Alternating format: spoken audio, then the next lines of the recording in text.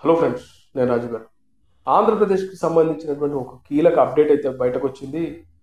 త్వరలో ఆంధ్రప్రదేశ్ క్యాబినెట్కి సంబంధించినటువంటి పునర్వ్యవస్థీకరణ జరగబోతున్నట్లుగా తెలుస్తుంది. జనవరి 8వ తారీఖున ఈ క్యాబినెట్లో కొన్ని మార్పులు జరగబోతున్నట్లుగా తెలుస్తూ ఉంది. ఇప్పటికే ఆంధ్రప్రదేశ్ ప్రభుత్వం వచ్చి 6 నెలలు కావస్తుంది.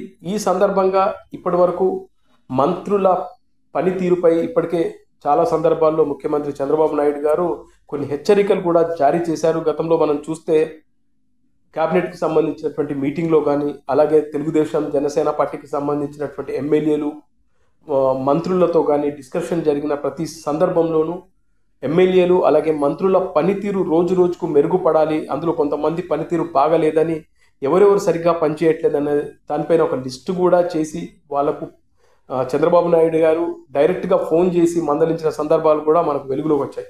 సో ముఖ్యంగా ఇప్పుడు ఓ ఇద్దరు మంత్రులపైన వేటు పడబోతున్నట్లుగా తెలుస్తూ ఉంది. అయితే ఇప్పటికైతే ఆంధ్రప్రదేశ్కి సంబంధించినటువంటి క్యాబినెట్లో 24 మంది మంత్రులు ఉన్నారు. వాస్తవానికి 25 మంది ఉండాలి, ఒక మంత్రిని మాత్రం అంటే తీసుకోలేదు. 24 మంది మంత్రులతోనే ప్రభుత్వం ప్రస్తుతానికి అయితే నడుస్తూ ఉంది. ఇందులో ఇప్పటికీ మనందరికీ తెలుసు, మెగా బ్రదర్ నాగబాబు గారికి మంత్రి పదవి ఇవ్వబోతున్నట్లుగా, అంటే క్యాబినెట్లోకి తీసుకోబోతున్నట్లుగా అఫీషియల్గా ముఖ్యమంత్రి గారి దగ్గర నుంచి ఒక ప్రకటన కూడా వచ్చింది.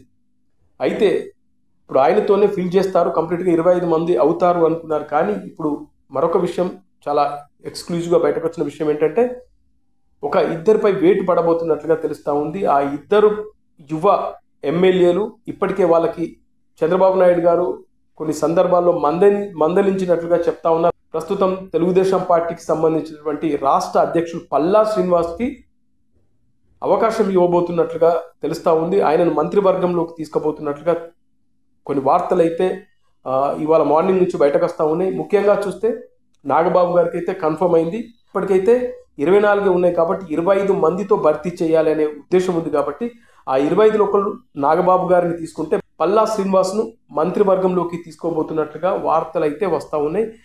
మొత్తానికి జనవరి 8వ తారీఖున ఆంధ్రప్రదేశ్కు సంబంధించినటువంటి క్యాబినెట్ పునర్వ్యవస్థీకరణ జరగబోతుంది.